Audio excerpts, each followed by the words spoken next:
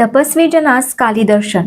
हिमालयातल्या उंच दुर्गम पठारावर चांदण्याची नितळी पसरली होती. चंद्राचं गोलाकार बिंब खूपच मोठं दिसत होतं. मोकळ्या आकाशातून सुवर्णकणासारखं काहीतरी झपाट्यानं पठारावर अवतरू लागलं. सुवर्णकणातून आपले योगीराज प्रकट झाले. कुरवपूरमधील आपला श्रीपाद श्रीवल्लभांचा अवतार संपवून योगीराज हिमपर्वतावर पोचले होते. लांब लांब पावलं टाकत योगीराज झपाझप गुहेच्या दिशेनं चालू लागले. गुहेत धुनीचा मंद प्रकाश पडला होता. योगीराजांनी आपला त्रिशूळ आणि कमंडलू बाजूस ठेवला आणि ते मध्यभागी असलेल्या शिडीवर बसले.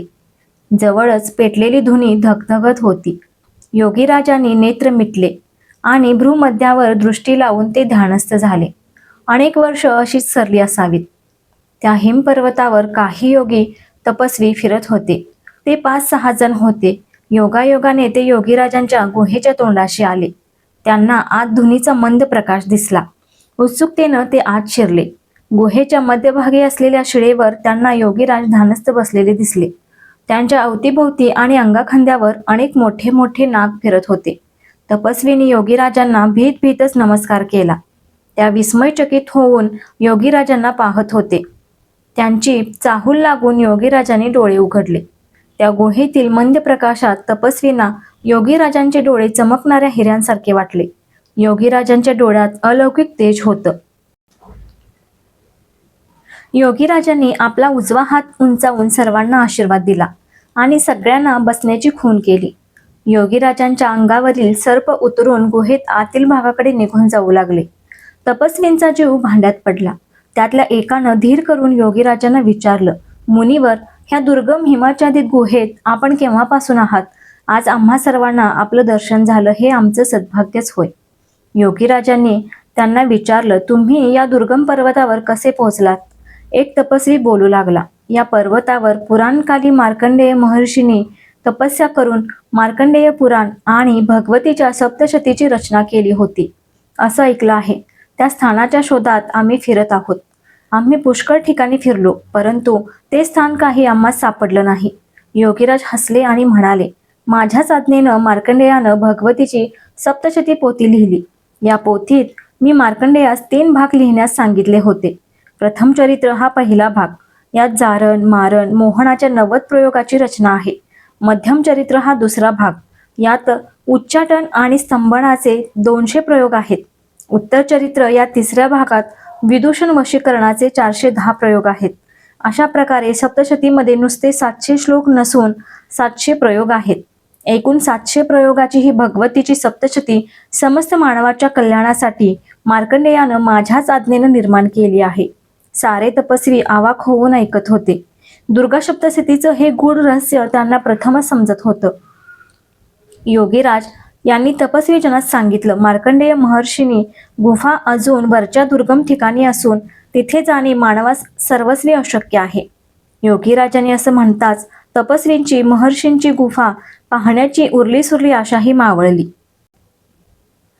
तपस्वीजन भगवतीच्या आशीर्वादासाठी त्या ठिकाणी पोहोचू पाहतायत हे योगीराजांनी अंतर्ज्ञानानं जाणलं. आज त्या सर्व तपस्वी जनाचं अनंत जन्माचं पुण्य त्यांना या परमात्मा योगीराजांच्या गुहेत घेऊन आलं होतं. योगीराजांनी त्या सर्वांवर आज विशेष कृपा करण्याचं ठरवलं. आपला त्रिशूळ उचलून बसल्या जागेवरून भूमीस लावला. त्याबरोबर आकाशात ढगांचा गडगडाट सुरू झाला. कानठळ्या बसू लागल्या. लक्ष विजा चमकू लागल्या. भेरी, तुताऱ्या, ढोल, शिंगी असे अनेक वाद्यांचे मानवी कानाला सहन न होणारे ध्वनी उमटू लागले. तपस्वी जनांना घाम फुटला. आकाशात सहस्त्र गिधाडे फिरतायत असा भास होऊ लागला. जमीन भूकंप झाल्यासारखी हलू लागली. त्या क्षणी साक्षात महाकाली दुर्गा तिच्या उग्र स्वरूपात गुहेत प्रकटली. योगीराजास प्रणिपात करून दुर्गा भवानी म्हणाली, प्रभू, का बरे माझी आठवण केलीत?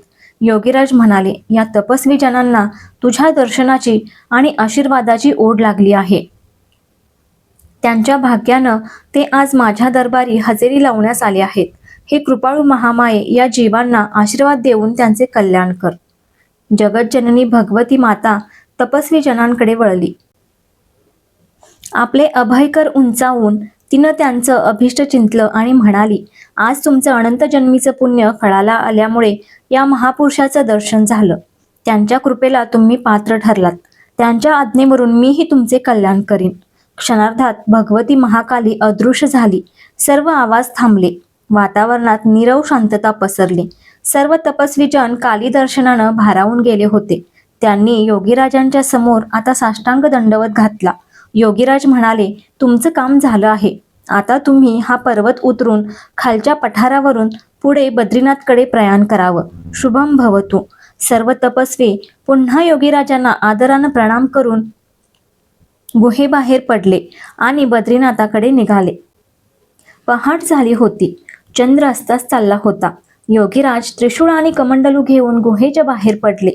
झपाझप चालू लागले. साधारण दिवसाचा पहिला प्रहर संपत आला होता. सूर्याचे आगमन होऊन सुद्धा बोचरी थंडी कमी होत नव्हती. योगीराज आता कैलासाच्या पायथ्याशी असलेल्या मानस सरोवराजवळ पोहोचले होते. सरोवरात राजहंस विहरत होते आणि मंद लाटा किनाऱ्यावर थडकत होत्या.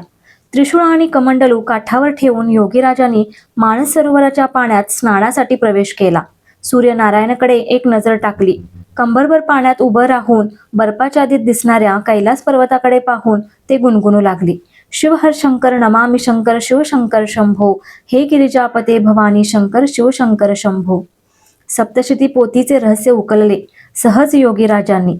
तपस्वी जना आशीर्वाद देण्या प्रकटली दुर्गा भवानी. श्री स्वामी समर्थ.